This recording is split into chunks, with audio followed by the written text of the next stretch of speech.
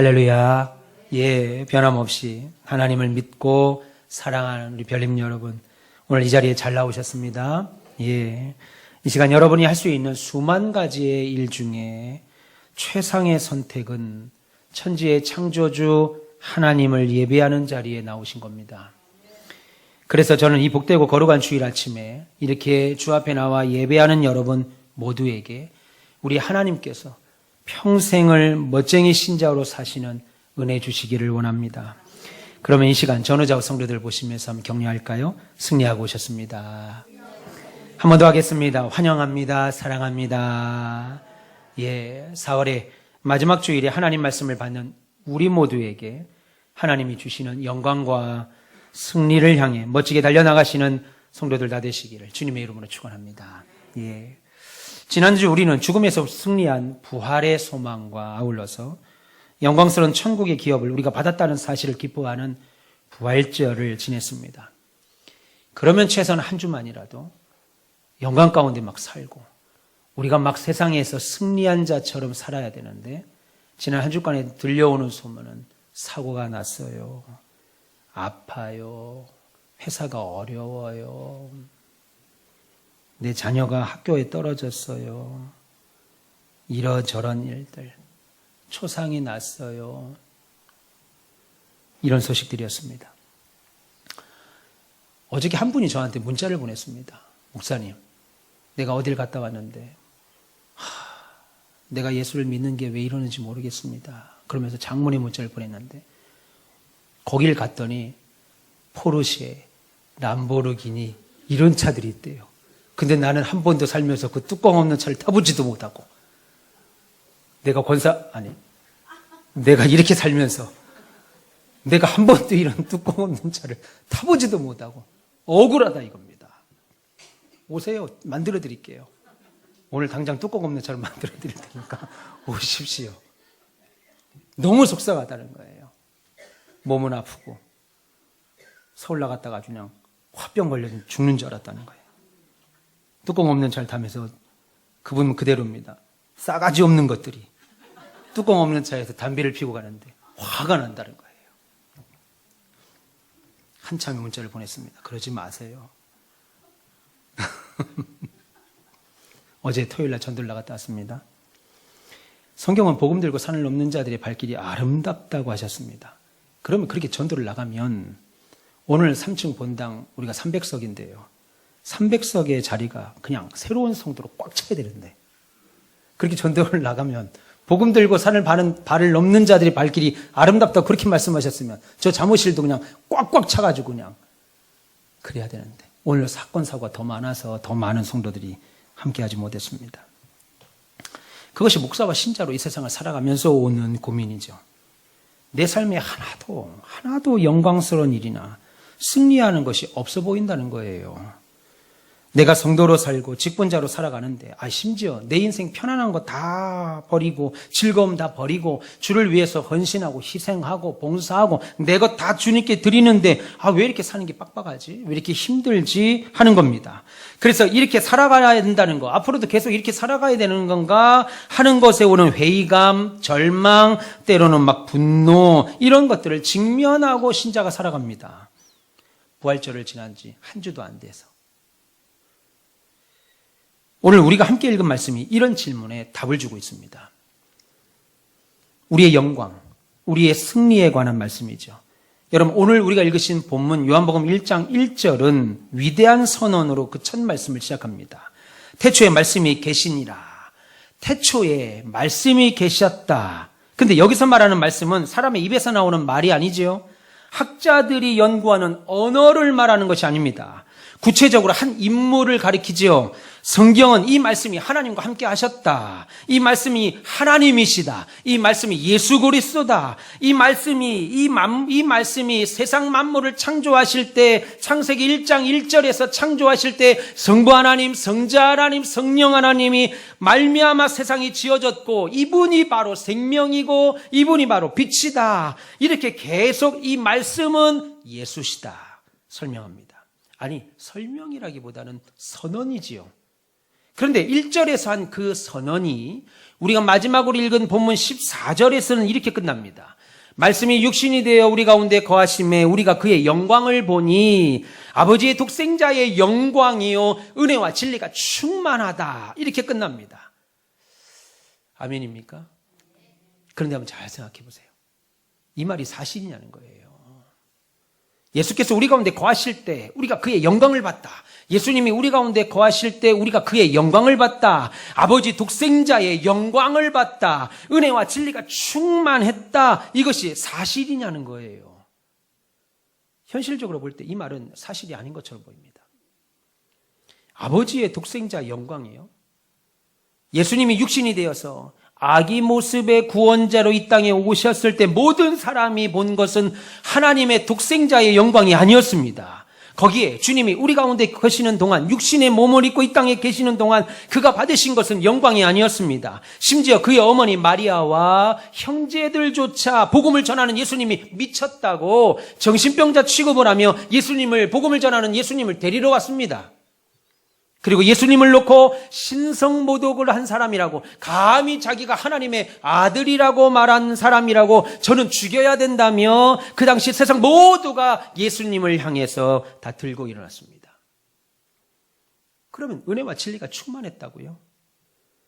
당시에 성경에 관하여 최고의 학식이 있었던 사람들이었던 바리새인, 사두개인, 율법학자들이 예수님이 전하시는 그 말씀, 천국 복음과 그 말씀을 전하는 예수님 자체가 저는 진리가 아니다. 예수는 진리가 아니다. 그가 전하는 하나님의 말씀이라고 하는 저 천국 복음은 다 가짜다라고 하는 것을 증명하는 데 목숨을 걸고 달라붙었습니다. 그러니까 오늘 본문의 말씀은 현실적으로도 사실이 아닌 것처럼 보여요. 그리고 문맥으로도 그 말은 사실이 아닌 것처럼 보입니다. 본문 4절 보시면 예수 그리스도는 생명이다, 빛이다 라고 말하면서 정작 그 빛이 그 백성 가운데 왔는데 아무도 알아보지 못했다라고 말합니다.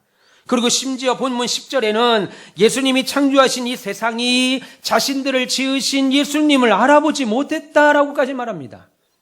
거기에 본문 11절에도 자기 백성이 알아보지 못한 정도가 아니라 메시아이신 예수 그리스도를 영접하지 않았다라고까지 말합니다. 여러분, 여기서 말하는 영접하지 않았다라는 말은 맞이하지 않았다는 말 정도가 아니라 그를 죽이려고 했다라는 겁니다.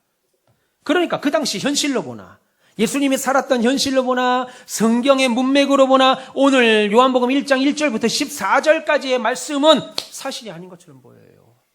이 말씀을 읽을 때 그래, 맞아, 우리 예수님이 그런 영광을 받았지, 우리가 그런 승리자지, 아 그래 맞아 은혜와 진리가 충만했지, 이런 동의가 안 들은다고요. 그래서 이 말씀이 사실이 아닌 것처럼 보입니다. 그러면 예수 그리스도는 하나님의 독생자가 아니라는 말인가요? 예수 그리스도 자신이 진리고 빛이고 생명이다, 이 말은 다 거짓말입니까? 아니죠, 사실입니다. 하나도 빠짐없이 모두 사실입니다. 예수님은 하나님의 독생자요, 독생자의 영광을 가졌고 그 영광을 받는 분이시고 그는 빛이시고 생명이시고 은혜시고 은혜와 진리가 되시고, 그래서 예수님이 말씀이 되어 우리 가운데 오신 이 성육신의 사건은 영원히 변치 않는 진리입니다. 그리고 우리가 다시 부활할 것도 영원한 진리입니다. 그러면 오늘 우리가 읽으신 본문은 뭘 말씀하는 거예요? 그러면 오늘 우리가 읽은 이 본문 뭘 말하냐는 거예요. 그러면 주님이 이 땅에 오셔서 모욕을 당하고 영광 대신에 멸시를 당하고 고난을 당하고 진리 대신에 미친 사람 취급을 당한 것은 뭐냐는 거예요. 여러분, 그런 말씀으로 오신 예수 그리스도와 그가 마침내 받게 되는 독생자의 영광과 승리 사이에는, 여러분 잘 생각해 보세요. 예수님이 오셔서 그가 받게 되시는 영광과 승리 사이에는 시간적으로, 공간적으로 간격이 있다는 거예요. 오늘 이 말씀을 좀 드리고 싶습니다. 예수 그리스도가 하나님 아버지의 독생자요, 하나님의 영광을 가진 자시요, 빛이시요, 생명이요, 진리요, 길이신 것은 분명한데 예수 그리스도께서 이 땅에 오시자마자 그 대우를 받은 것이 아니라는 거예요. 오히려 정반대의 대우를 받으셨습니다. 예수님이 육신을 입고 이 땅에 오심과 장차 받으실 영광과 승리 사이에는 현실의 간격이 있다라는 거예요. 여러분, 우리는 신앙생활 하는 중에 이거 놓치기에, 이거 오해하니까 이런 문제를, 여러 문제들을 만날 때마다 다른 사람들에게 할 말이 없어지거나 초라해집니다. 내 나이가 몇이고 내가 주님께 드린 11조가 얼마고 주님께 드린 시간이 얼만데 저렇게 뚜껑 없는 차 한 번을 타보지 못하나. 제주도 가셔서 한번 빌려 타세요. 렌트카 타셔서 한번 쭉 돌으셔도 좋을 것 같아요. 할 말 없어지거나 초라해집니다. 이런 문제 만날 때 이 말을 이해를 하지 못하면, 여러분, 제가 중고등부 시절 SFC 활동을 할 때 교단 연합 수련회를 다니면서 가장 많이 들었던, 중학교 고등학교 시절 가장 많이 들었던 수련회 주제가 뭔지 아세요? 바로 이사야 60장 1절의 말씀, 일어나라 빛을 발하라, 이거였습니다. 어마어마하게 많이, 모든 행사만 하면 일어나라 빛을 발하라, 이거였습니다. 그래서 제가 중고등학생 때 표 수련회, SFC 중고등부 알뜰 수련회, 동계 수련회, 하계 수련회 참석하면 일어나라 빛을 발하라 라고 하는 소리를 들을 때는 가슴이 막 웅장한 도전을 받는다고요. 왜요? 우리가 일어나라 빛을 발하라 라고 하는 말을 듣는 순간 우리는 막연하게 어디로 가냐면 이순신으로 갑니다. 막연하게 잔다르크로 가요. 구국 영웅으로 갑니다. 그런 영웅적인 분위기에 빠지죠. 그래서 일어나서 빛을 발하는 것이 얼마나 영광스러운 것이냐, 얼마나 영웅스러운 것이냐. 그래서 우리도 그것을 표로 만들어서 구호로 외치고 일어나라 빛을 발하자라고 하는 구호로 외치고 통성으로 결단하는 막 기도를 하고, 우리 모두 일어나 세상을 향해 빛을 발하고 세상을 뒤바꿔버리는 영웅이 되자. 그렇게 SFC 때, 중고등학교 때 기도했습니다. 그리고 그것을 기대했다고요. 여러분들도 기대하실 겁니다. 그런데 여러분 잘 생각해 보세요. 일어나 빛을 발하라, 일어나라 빛을 발하라 라고 하는 말을 할 때 일어나는 것과 빛이 되는 그 사이에 얼마나 끔찍하고, 일어나는 거, 내가 일어나는 거, 그리고 빛을 발하는 것 사이에 내가 얼마나 끔찍하고 매섭고 참혹한 간격이 있는 줄 아세요? 여러분, 일어나는 것은 그냥 벌떡 일어나는 것이고 그 다음에 빛을 발하는 것은 그냥 말하는 겁니까? 아니죠. 절대 그렇지 않습니다. 여러분, 이사야 60장 1절에 보시면 일어나라 빛을 발하라, 네 빛이 이르렀고 여호와의 영광이 너 위에 임할 것이다. 어마어마한 메시지를 던져요. 그리고 바로 이어지는 구절이 뭐냐면요, 네가 일어나야 되는 그 세상, 네가 일어나야 되는 세상의 현실이 어떠한지, 그래서 저와 여러분이 어떤 현장에서 일어나야 되는 건지를 설명하는데 60장 2절과 이사야 60장 2절과 3절 이렇게 말합니다. 보라, 어둠이 땅을 덮을 것이며 캄캄함이 만민을 가리려느와 오직 여호와께서 네 위에 임하실 것이고 그의 영광이 네 위에 나타나리니 나라들은 네 빛으로, 왕들은 네 비치는 네 광명으로 나오리라 라고 했습니다. 무슨 말이에요? 우리는 생각할 때 그냥 일어나는 것은 일어나면 되는 것이고, 일어나는 순간 나에게서 빛이 환한 빛이 나서 온 나라 사람들이 빛이 나는 나를 향하여 막 몰려오고, 세상에 온갖 환한 빛들이 우리 가온빛교회에서 나타나서 모든 사람이 광명이 막 드러나는 우리 가온빛교회로 떼지어 몰려올 것을 막 기대한다고요. 예배당만 지명 막 몰려올 걸 막 기대한다고요. 예수 믿으면 막 세상이 빛이 될 걸 막 기대한다고요. 근데 성경을 잘 보세요. 일어나라 빛을 발하라 라고 할 때 우리가 일어나야 되는 현실은 어떤 현실이라고 말해요? 온 세상이 어둠으로 가득한 세상, 온 세상이 어둠으로 가득한 세상, 캄캄함이 세상을 지배하는 현실이라고 말합니다. 보라, 어둠이 땅을 덮을 것이고 캄캄함이 만민을 가리려니와. 한마디로 모두가, 저와 여러분들이 신앙을 갖고 살아가는 세상이 캄캄한 어둠이어서 이 시대를 지배하고 강력한 영향력을 행사하고 있는 것이 모두가 다 죄뿐이어서 우리는 그 어둠을 거역하고 악을 거스리며 일어나야 한다고 말하는 거예요. 그게 일어나라 빛을 발하라 라고 하는 뜻입니다. 그냥 일어나면 되는 것이고, 일어났으면 당연히 빛나는 것이고, 아니고 우리가 일어났을 때의 현실은 어떠냐? 온 세상이 캄캄하고 죄악이 세상을 다스리는 그런 자리에서 우리가 일어나는 거라는 거예요. 그럼 어떻게 되겠어요? 여러분, 어떻게 되겠어요? 그런 현실에서 우리가 빛을 발하려고 일어나면, 일어나는 순간 세상 말로 하면 허리 부러지는 거죠. 일어나는 순간 허리 부러집니다. 네가 뭔데? 야, 네가 뭔데? 세상의 흐름이, 너 지금 세상 흐름이 어떤데? 세상 그렇게 사는 거 아니야. 세상 이치로 살아야지. 야, 그렇게 세상 물정 모르고 사니까 장로, 집사, 권사가 돼도 맨날 힘들지. 하나님이 주신 축복 알지도 못하고 그 축복이 나한테는 괴로움으로 생각합니다. 목사가 그렇게 말씀 전하려고 하고 교회 세우려고 하니까 교회 부흥도 더디고 힘들지. 그냥 막 냅둬. 선배 목사님들이 저한테 하나같이 하는 말이 가르치지 말아요. 가르치는 순간 나간다는 거예요. 그냥 맘대로 하게 놔두래요. 그럼 부흥한다는 거예요. 아, 나 요즘 갈등이 생겨요. 그렇게 말하는 세상입니다.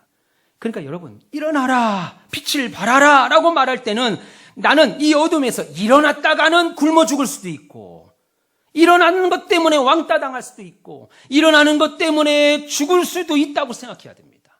여러분들이 살고 있는 현실은 다 예수 믿는 사람들이 있지 않죠. 여러분의 사장님이, 여러분의 과장님이, 부장님이, 여러분의 거래처가 다 장로, 집사, 권사가 아닙니다. 그래서 예수 믿는다는 이유 때문에 우리에게 박수치고 잘하신다. 아우, 사장님, 저 오늘부터 11조 시작했어요. 어우, 김사원 잘한다. 저 오늘부터 새벽기도 시작합니다. 아이고, 주임, 김주임 잘했네. 그런 시대가 아니에요. 그런 세상이 아닙니다. 아니, 교회를 왜 다녀? 아니, 교회에다 11조를 왜 해? 아이고, 얼마나 무능하면 보이지도 않는 신에게 기도를 다 해. 네 주먹을 믿어. 이런 세상이라고, 세상이. 우리가 일어나야 되는 세계가, 현실이. 그러면 결국 성경이 말씀하는 너의 광명으로, 너의 빛으로 나라들이 너에게 돌아올 것이고, 너의 빛으로 수많은 백성들이 가온빛교회로 돌아올 것이다, 나올 것이다 라고 하는 이 말은 거짓말이냐는 거예요. 아닙니다. 사실입니다. 그렇게 됩니다. 우리 가온빛교회는, 그리고 여러분의 생업은 그렇게 부흥할 겁니다. 여러분, 우리의 가정이 그렇게 회복될 거예요. 우리가 상상도 할 수 없는 놀라운 복을 저와 여러분이 받게 될 겁니다. 결국 그렇게 됩니다.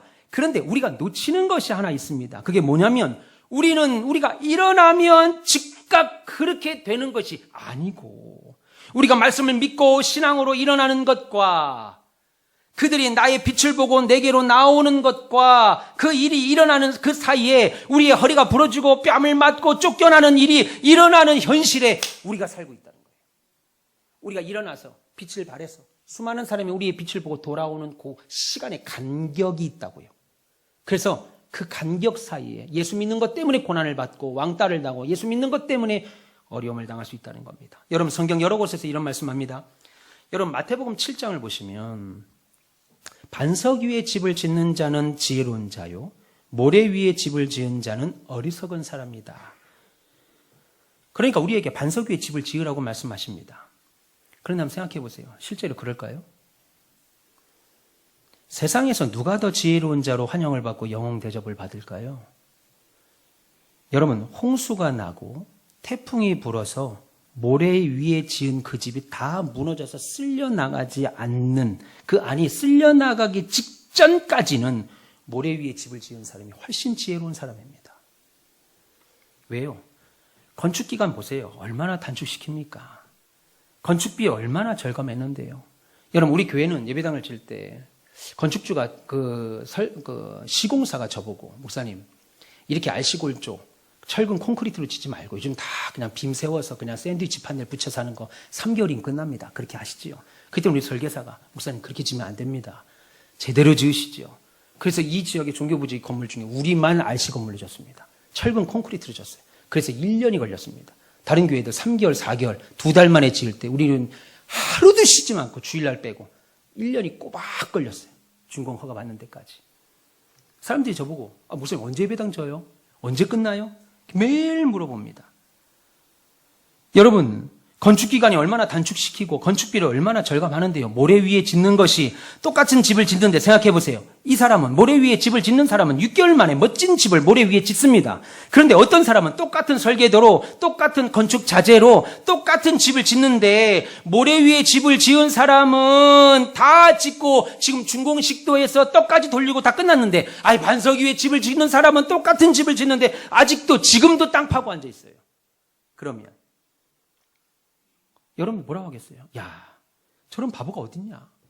모래 위에 집을 지은 사람은 벌써 끝나가지고 지금 떡까지 다 돌리고 있는데, 야, 뭐 이렇게 힘들게 땅 파고 있어? 뭐라고 이렇게 반석 위에 집을 져? 이러지 않겠냐는 거예요. 여러분, 우리는 성경대로 반석 위에다가 힘들게 믿음의 기초를 세우고 집을 지으면 금방 세상에서 지혜로운 사람 대접받고 인정받는 사람이 될 거라고 생각합니다. 기대합니다. 마찬가지로 신앙 가지면 금방 복받고 다 잘되고 세상에서 인정받는 권세와 능력을 받을 거라고 생각합니다. 그런데 비가 오고 바람이 불고 창수가 나서 모든 것이 다 쓸려 내려가기 전까지는 반석 위에 집을 짓는 사람이 세상 어리석은 사람이에요.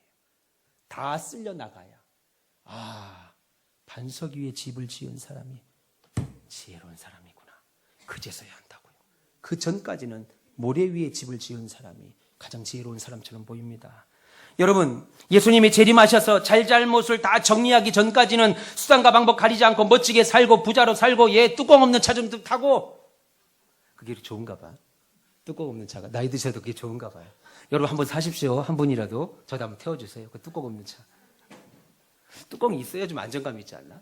뚜껑 없으면 날아갈 것 같은데. 평안히 사는 사람이 세상의 즐거운, 세상 지혜로운 사람이죠. 근데 우리에게는 이런 간격이 있다고요. 간격. 그 간격을 우리는 늘 체험하고 삽니다. 세상에서 믿음으로 지키려고 그러는데 그 믿음으로 지킨 결과가 나타나기까지의 그 간격이 있다고요. 그런데도 주님은 우리에게 반석 위에 집을 지으라고 명령하십니다. 왜 그럴까요? 왜? 누가복음 14장을 또 보시면요. 너희는 세상의 빛이다. 세상의 소금이다. 그렇게 말합니다. 그래서 소금인 우리가 소금의 그 짠맛을 잃으면 무엇에 쓰겠냐? 밖에 나가서 사람들에게 짓밟힐 것이다. 그렇게 말합니다. 그런데 실제 어떻게 해요? 실제 그렇습니까? 여러분 세상에 나가서 한번 소금으로 한번 살아보세요. 빛으로 한번 살아보세요. 그렇게 되는가? 왜요? 이 세상은 자기 입맛대로 사는 세상입니다. 내가 내 인생의 왕이 됐고 내가 내 인생의 주인 돼서 자기 소견에 옳은 대로 사는 세상이에요. 그래서 한마디로 짠 거 싫어하는 세상입니다. 소금으로 사는 것들을 싫어하는 입맛이에요. 빛으로 사는 것들을 싫어하는 세상입니다. 그래서 자꾸 나서서 내가 소금인 채 하고 자꾸 나서서 내가 빛인 채 하면 배집사님 어찌 되겠어요? 자꾸 세상에 나가서 짠맛 싫어하는데 자기 소견에 옳은 대로 사는데 내가 자꾸 소금인 채 해. 내가 자꾸 하집사님 자꾸 빛인 채 해. 세상에 나가서. 그러면 우리가 귀하게 여김을 받는 것이 아니고 오히려 소금이기 때문에 밖에 나가서 짓밟힘을 당합니다. 우리가 소금과 빛으로 살면 금방 환영받고 소금과 빛으로 살지 않으면 금방 내다버려지고 그러지 않아요. 오히려 그 반대입니다. 그런데 주님은 왜 계속 우리에게 그런 세상 속에서 살고 있는 우리에게 빛으로 살아야 돼, 소금으로 살아야 되라고 말하는 거예요? 왜 그렇게 살라고 말씀하시는 거예요? 또 있죠. 예수님은 마가복음 8장 37절과 38절에도 이렇게 말씀하십니다. 이 죄 많은 세대에 나와 내 말을 부끄러워하면 나도 영광 가운데 천사들과 함께 이 땅에 올 때 내가 그를 부끄러워할 것이다. 이렇게 말씀합니다. 여러분 예수님의 말씀을 따라 사는 것이 이 죄 많은 세상에서 사는 것과 무슨 상관이 있어서 예수님은 이렇게 말씀하시냐는 거예요. 여러분 우리가 저와 여러분이 이 아침에 나와서 예수 믿죠. 이렇게 나와서 하나님께 예배하죠. 저와 여러분이 이렇게 예수 믿고 성경에 기록된 이 말씀이 하나님의 말씀이라는 걸 믿고 예수님의 말씀이라는 걸 알고 부끄러워하지 않고 이 말씀을 거부하지 않으면서 살아야 되는 그 삶의 현장은 오늘 아침 2부 예배에 나와서 예배하는 저와 여러분의 믿음을 갖고 있는 여러분들이 살아야 되는 세상 현장은 말씀드린 것처럼 다 예수님을 믿는 신자들만 사는 곳이 아니라 오히려 죄가 가득가득하고 죄가 지배하는 그런 세상에서 여러분들이 사셔야 돼요. 그러니까 여러분 주님께서 영광 가운데 천사들과 함께 오셔서 최종 저와 여러분이 옳다. 야, 네가 옳다. 너희들이 참 예수 잘 믿었다. 정양성도님, 예수 잘 믿었다. 옳다. 라고 인정하시기 전까지는 그 날, 그렇게 판단하는 심판의 날과 내가 예수 붙잡고 성경의 말씀 부인하지 아니하고 이건 하나님이 주시는 말씀이야 라고 살아야 되는 오늘 사이에는 죄 많은 세상으로 채워 있다는 거예요. 여러분 보세요. 이 말씀이 여러분이 정말 하나님의 말씀으로 믿으십니까? 믿으세요? 이게 진짜 하나님 말씀입니다. 그러면 하나님의 말씀에 성수주의를 하라고 그러면 더 어떻게 해야 돼요? 주의를 지켜야죠. 아니, 여러분 이게 진짜 하나님 말씀이라면, 여러분 이게 진짜 하나님 말씀이라면 우리는 어떻게 해야 돼요? 더 드려야죠, 하나님께. 물질 더 드려야 됩니다. 이게 복인데, 여러분 보물지도를 발견했습니다. 진짜 보물지도예요. 그러면 그 보물지도가 가라는 대로 가겠죠. 가다 보면 산도 있습니다. 물도 건너야 됩니다. 동굴 들어가야 됩니다. 기쁨으로 가죠. 이것만 지나면 보물이니까.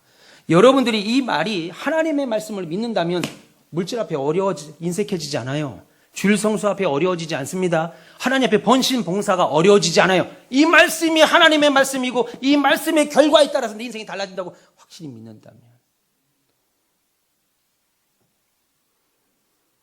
그런데 그렇게 산다 할지라도 오늘 살아내야 되는 오늘 안에는 이 죄 많은 세상에서 저와 여러분들이 살아가요.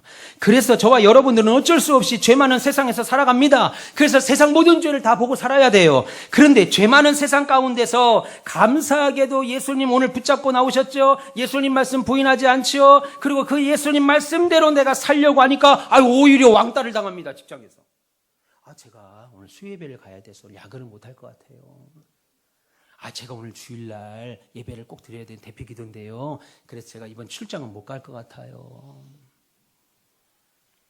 그러면 옳다, 잘했다. 출장 딴 사람 보내지. 김 과장, 당신 출장 가. 김사원보다. 대신 교회 가야 된다고 하니까. 웃잖아요. 여러분 다 웃잖아요. 그렇게 했다가 그날로 책상 빠지니까. 웃잖아요. 여러분들.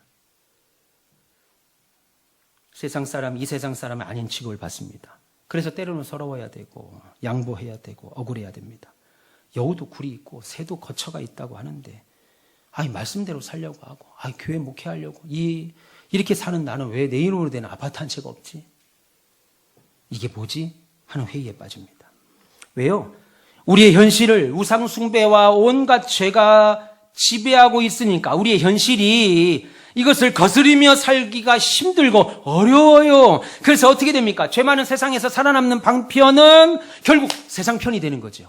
세상 편으로 가는 거예요. 여러분, 나는 니들 편이야. 나는 세상이야. 나는 너희들 편이야. 라는 것을 보여줘야 되죠. 그러면 세상에서 나도 너희들 편이야. 라고 하는 것을 보여줘야 되는 결정적인 증거가 뭐예요? 오늘 예수님이 뭐라고 말하는 거예요? 바로 예수님과 예수님의 말씀을 부끄러워하는 거죠. 그게 내가 너희들 편이다. 세상아, 너희들 편이야. 그것에 대한 증거가 예수님과 예수님의 말씀을 부끄러워하는 거예요. 그래서 성경을 적당히 무시하고 삽니다. 여러분 보세요. 성경에 물질과 하나님을 겸하여 섬길 수 없다고 말합니다. 얼마나 물질의 힘이 큰지, 돈의 위력이 큰지 하나님과 돈을 겸하여 섬길 수 없다고 성경은 분명히 말해요. 그래서 성도들이 어디를 찾아가요? 하나님과 물질을 겸하여 섬길 수 있는 그런 교회를 찾아갑니다.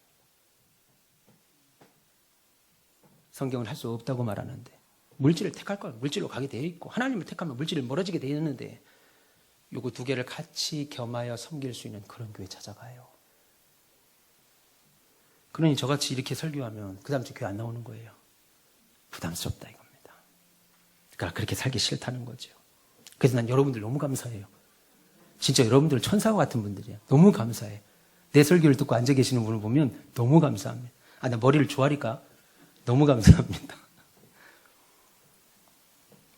예수님과 예수님 말을 부끄러워하는 거예요. 그러면 주님과 주님의 말을 부끄러워한다는 것이 구체적으로 뭐예요? 세상을 살다가 신앙과 딱 부딪히는 일이 생기죠. 신앙과 부딪히는 일이 생깁니다. 그러면 어떻게 그렇게만 살아? 어떻게 그렇게 예수만 믿고만 살아? 하면서 세상 이치 따라가는 겁니다. 신앙과 세상을 선택해야 될 때 세상 선택하고 돈에 우선을 두는 겁니다. 그래서 교회는 학교는 공부하러 다니는 곳이잖아. 그런 것처럼 교회는 그냥 종교생활하는 곳이지 신앙이 가온빛 교회가 내 인생을 막 움직일 만큼 그렇게 중요한가? 그렇게 생각한다고요. 여러분, 우리가 믿고 확신하고 있는 그 영광, 그 권세, 그 가치, 그 은혜, 그 진리, 그 영원함, 그거 다 사실입니다. 반드시 우리에게 주어질 것들입니다. 그러나 그래서 그것과 내가 살아내야 되는 지금 우리는 이 간격이 있다는 거예요. 여러분, 우리가 예수 믿는다고 해서 곧바로 세상과 상관없는 천사가 되는 것이 아닙니다. 예수님도 말씀이 육신이 되어 오신 순간 독생자의 영광을 받지 않으셨어요. 예수님도 실제로 언제 자기가 영광을 받았다고 성경이 말합니까? 마지막에 최후의 만찬을 할 때, 제자들과 최후의 만찬을 할 때 어떻게 해서든지 가룟 유다를 회개시키려고 했습니다. 그래서 가룟 유다에게 회개시키려고 죄책감도 주고, 그것도 안 되니까 이 떡그릇에 함께 나와 함께 손을 넣는 자가 나를 팔자다라까지 말했는데, 가룟 유다는 계속해서 회개의 기회를 거부하고 문을 박차고 나가 대제사장에게 은 30의 예수를 팔아버렸습니다. 그런데 놀라운 것은요, 예수님이 그 순간에, 내가 십자가에 달려 죽으신 그 순간에 내가 영광을 받았다, 이렇게 말합니다. 아버지도 영광스럽게 됐다. 나를 보내신 하나님 아버지도 영광스럽게 되었다고 말합니다. 거기서 예수께서 십자가에서 죽으심을 보고 거기에 있던 수많은 사람들, 특별히 백부장들이 진실로 이는 하나님의 아들이셨다라고 하는 고백을 할 때가 돼서야, 그가 예수구나, 메시아구나, 하나님의 아들이구나, 말씀이 육신이 되어 우리 가운데 영광으로 오신 분이시구나, 그제서야 알게 됐다는 거예요. 그제서야 알아가는 겁니다. 그 전까지는 아무도 알아보지 못했어요. 오히려 주님은 멸시받았습니다. 모함을 받았습니다. 고난을 받았습니다. 죽을 연시를 사셨습니다. 이 간격에 저와 여러분도 살고 있다는 거예요. 이 간격에. 그러니까 오늘 본문 말씀은 우리에게 얘야 너희가 신자로 살아가면, 목사로, 장로로, 집사로, 권사로 살아가면 너에게 보장된 승리가 있다, 영광이 있다, 축복은 반드시 정해져 있어. 그런데 네가 여기 세상에서 살아가는 삶의 오늘은 그 영광을 향하여 달려가는 간격으로 주어졌다는 거 기억해야 된다, 그 말입니다. 그러면 그 간격을 우리에게 주신 의미가 뭘까요? 여러분, 우리가 살아가는 이 간격을 그냥 아금니 꽉 깨물고 버티기만 하면 그 대가로 어느 날 그냥 하늘에서 뚝 떨어지는 것으로 승리가, 뚝 떨어지는 것으로 축복이, 뚝 떨어지는 것으로 영광이 오냐 이겁니다. 아닙니다. 그거 아닙니다. 그런 거 아닙니다. 오히려 그 영광을 향하여 달려가는 거예요. 오늘이 그 승리를 향하여 달려간다고요. 우리가 어금니 꽉 깨물고 신앙생활할 때 어려움이 찾아올 때 버티고 인내하고 견디다 보면 그것이 내게 뚝 떨어지는 것이 아니라 그곳으로 달려가는 거야, 지금. 그곳으로. 그러니까 우리는 이미 확정되어 있는, 결과가 정해져 있는 그 영광으로 살아가는 삶이지, 영광이 삶으로 막 주어지는, 그래서 열심히 여기서 살다 보면 그 상이 언젠가 나에게 오는 그런 상이 아니라 오히려 그 영광으로 가는 삶입니다. 따라서 오늘 살고 있는 내 모습이, 내 상황이 어떠하든지, 남들이 부러워할 만한 위치에 있건 없건, 세상에서 환영이 아니라 배척을 당하든 말든 상관없이 오늘 우리의 삶은 아버지의 독생자의 영광이요, 은혜와 진리가 충만한 영광이요, 최후 승리요, 영원한 구원이요, 영광의 그 일부를 오늘 살아내고 있는 거예요. 그러니까 뭐가 두렵고 걱정이 되겠어요? 힘을 내십시오. 예를 들어서 우리가 월드컵 경기를 합니다. 다른 나라가 우리나라를 상대로 경기를 합니다. 근데 우리나라가 3대2로 이겼습니다. 그런데 제가 너무 피곤해서 어제 그 경기를 못 봤습니다. 그리고 오늘 저녁에 재방송을 봅니다. 근데 결과는 압니다. 3대2로 이겼다는 거 압니다. 근데 나는 이미 그 경기의 결과를 알고 있지요. 3대2로 이겼다는 거 압니다. 알고 그 경기를 봅니다. 그러면 우리가 그 경기를, 이겼다는 경기를, 축구 경기를 볼 때 어떤 마음으로 보겠어요? 예를 들어서 전반 30분쯤에 우리나라 사람이 어이없게도 자살골로 1점을 빼앗깁니다. 그래서 자살골 넣은 사람이, 이 축구 경기가 어떤 경기인데, 월드컵인데 내가 어떻게 이런 실수를 하냐, 그리고 막 자기가 자살하려고 그래, 죄책감으로. 그럴 때 여러분이 뭐라 하겠어요? 나는 멍청한 놈이야, 내가 우리 팀을 망해버렸어, 이 나라를 망해버렸어 라고 막 죽을 때 여러분 뭐라고 할까요? 괜찮다. 죽지 마. 우리가 이겼어. 3대2로 이겼는데 너 자살골 넣은 것도, 잘 들어보세요, 너 자살골 넣은 것도 그 이기는 경기를 하고 그 이기는 경기를 네가 지금 하고 있는 거야. 지금 자살골을 넣었다 하더라도 너는 이기는 경기를 하고 있는 거야. 그렇게 말 안 하겠냐는 거예요. 할렐루야. 결과를 모를 때야, 어떤 놈이 저놈을 넣냐, 감독 자격 없다부터 시작해서 어디 사는 놈이냐부터, 저놈 때문에 졌다, 난리가 날겠지만 결과를 알고 있는데, 그래서 우리가 3대2로 결국 이기는데 결과를 아니까 그 어떤 실수를 해도 이해가 되는 거예요. 괜찮은 거예요. 괜찮아. 우리는 이 경기가 어떤 결과를 향하여 진행하고 있다는 거 다 알지요. 그러니까 자살골 넣었다고 자살하지 않습니다. 공 한 번 잘못 찼다고 막 죽일 듯이 다가가서 막 쫓아가서 멱살 잡지 않아요. 내가 패스 잘못해서 그것을 역전당해서 점수를 하나 먹었다 하더라도 괜찮아요. 왜요? 이겼잖아요. 우리는 이겼잖아요. 이것이 우리에게 주어진 영광, 그리고 오늘 사는 삶의 간격입니다. 그 사이의 간격. 우리는 그 간격을 사는 사람들이죠. 그러니까 결국 이 시대를 직분자와 기독교인으로 산다는 것은 결정적으로 무엇과 관련이 있는 거예요? 배짱입니까? 야, 이래도 죽고 저래도 죽는 거 한번 내 배짱 두둑하게 한번 하고 살아보자. 이겁니까? 아니면 독한 마음 먹고 사는 겁니까? 아니죠. 무엇과 관계 있어요? 이렇게 살아낼 수 있는 것 주님 말씀하죠. 그러나 인자가 다시 올 때 이 땅에서 믿음을 보겠느냐. 믿음의 문제와 연부시킵니다. 그렇게 살아낼 수 있는 것은 곧 믿음밖에 없다. 그렇게 말하는 겁니다. 그러니 여러분이 어떤 신앙을 가지고 있느냐 돌아보십시오. 그래서 이 경기는 어떻게 끝나느냐, 이 게임은 몇 대 몇으로 이기는가에 대한 믿음과 확신이 없다면, 그 사람은 내 삶에 확신이 없다면, 하나님이 반드시 나에게 승리를 주셨고 영광을 주셨다는 확신이 없으면 하루하루가 불안하죠. 두려워요. 야, 이러다가 이거 다 내 인생 끝장나는 거 아니야? 야, 이러다가 다 망하는 거 아니야? 야, 이거 이러다가 그냥 흐지부지 되는 거 아니야? 두렵죠? 내 모습이 다른 사람들 앞에서는 어느 때는 창피합니다. 야, 내 나이가 지금 몇 살인데, 야, 내가 예수를 몇 년 믿었는데, 창피합니다. 잘못 살아버린 세월에 죽고 싶은 마음만 듭니다. 그러나 여러분 기억하세요. 우리는 이긴 게임을 하고 있습니다. 그러니까 오늘 실제적인 내 삶은, 내 모습은 어떠하다 할지라도 나는 이기는 경기의 일부를 지금 살고 있는 거예요. 내 모습이 어떻다 하더라도. 사업이 잘 안 돼. 내 가정이 좀 어려워. 내 인생이 건강히 찾아오지 못해요. 막 여러 가지 어려움이 찾아옵니다. 남들 앞에 자랑할 것이 딱히 없습니다. 그래도 우리는 이기는 게임을 하고 있는 거예요. 그러니까 여러분들은 절대 기죽을 필요 없습니다. 기죽지 마세요. 여러분들은 당당하십시오. 할렐루야. 저는 여러분들에게 성경적인 설교를 가능하면 하려고 합니다. 그런데 제가 그렇게 하려고 하면 제게 돌아오는 말이 하나 있어요. 세상 가보니까 성경이 아무 쓸모 없다라는 거예요. 조금 더 그게 지나치면 신앙을 버려야 세상에서 잘 살 수 있다고까지 말합니다. 그래서 제 선배들이, 목사님 너무 빡빡하게 설교하지 마. 그렇게 소리 지르면서도 하지 마. 짧게 15분 안에 끝내면 교인들은 더 좋아해. 오늘 봤던 사람이 15분 뒤면 15분에 끝나면 다음 주 더 올 거야. 그렇게 목회하지 말라고 충고합니다. 우리 선배들이. 그러면 왜 그런 말이 나올까요? 이유 무슨 말씀인지는 제가 이해합니다. 여러 가지 이유가 있겠지만 한 가지 사실을 분명히 알지 못해서 그런 생각을 하게 되겠지요. 그것은 세상에 가면 내 믿음과 내 신앙이 안 통한다는 거예요. 이건 모르니까. 여러분의 신앙과 믿음이 안 통합니다. 세상에 가면. 회사에 갔을 때, 여러분 거래처에 갔을 때, 나 장로입니다. 그러면 그분들이, 아이고 장로님이세요? 계약서 씁시다. 안 한다고요. 이렇게 안 한다고요. 2차 술 한잔 합시다. 나 교회 안수 집사입니다. 아이고 우리 교회는 우리 처남은 장로인데 장로도 그냥 술 담배 다 하는데 드세요. 세상 그런다고요.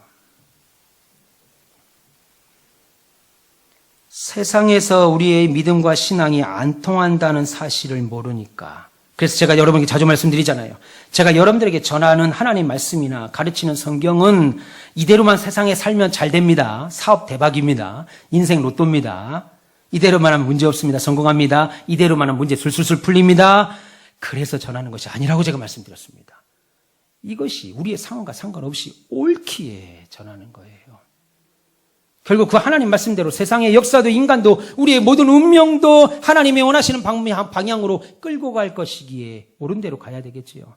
그러므로 여러분의 가치와 우리 교회의 영광은 삶의 현장에 가니까 문제가 다 풀립니다. 우리 교회가 날마다 이유 없이 막 부흥합니다. 오겠다는 사람이 넘쳐납니다. 여러분들이 세상에서 높아지고 인기 있고 인정받는 것에 여러분들의 가치나 여러분들의 명예가 있는 것이 아니고 우리의 신앙이 안 통하는데 우리 삶에서.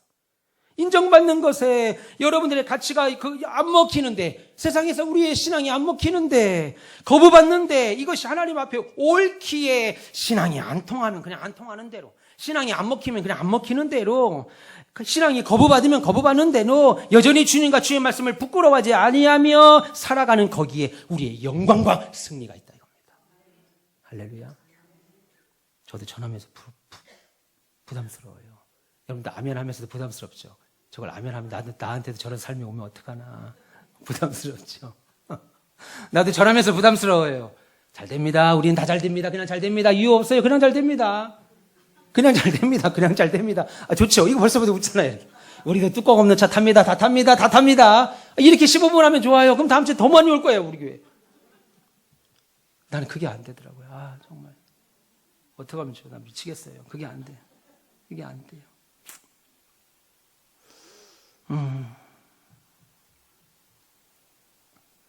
그냥 믿음의 길 묵묵히 가는 거기에 여러분들의 진짜 가치와 승리가 있습니다. 그럴 때 우리는 세상이 감당하지 못한다. 와, 김소연 집사님, 세상이 감당하지 못한다. 이런 말을 듣는다고요. 세상이 감당하지 못한다. 칭하게 되고 성경에 나오는 믿음의 사람들에게 주어졌던 하늘의 신령한 복, 땅의 기름진 복을 받게 될 줄 믿습니다. 사랑하는 우리 가운데서 별님 여러분, 나는 손에 잡힌 것도 하나 없는데 지금 오히려 있는 것도 날아가게 생겼는데 인생 헛살았어. 신앙생활 잘 못했나 봐. 그리 가지 마시고, 그렇게 가지 마시고, 나는 안 통하는데도, 내 믿음의 세상에서 안 통하는데도 나 그것이 옳으니까, 반석 위에 집을 지은 자가 지혜로운 자라고 하시니까, 빛과 소금으로 사는 것이 하나님이 기뻐하시는 천국 백성의 삶이라고 하시니까, 일어나 빛을 발하며 허리가 부러지고 세상에서 왕따가 당한다 하더라도 나는 결국 그렇게 되는 것이 아니고, 나는 확실히 믿어. 하나님의 영광이 내게 임하고 세상 나라와 세상 왕들이 다 내가 내 빛으로 돌아올 테니까 나는 이 수모를 당하더라도 나는 당당히 이 길 갈 거야.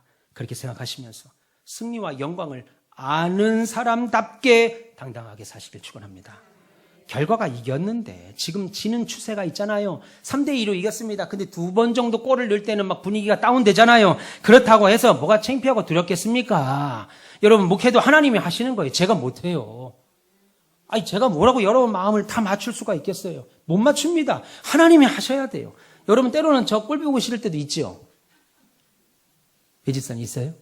없죠. 감사해요. 저 꼴도 보기 싫을 때가 있을 수 있어요. 그럼 하나님이 하셔야 돼요. 그 마음 녹도록 하나님이 하셔야 돼요. 제가 뭐라고 여러분 비유를 다 맞출 수가 있겠어요?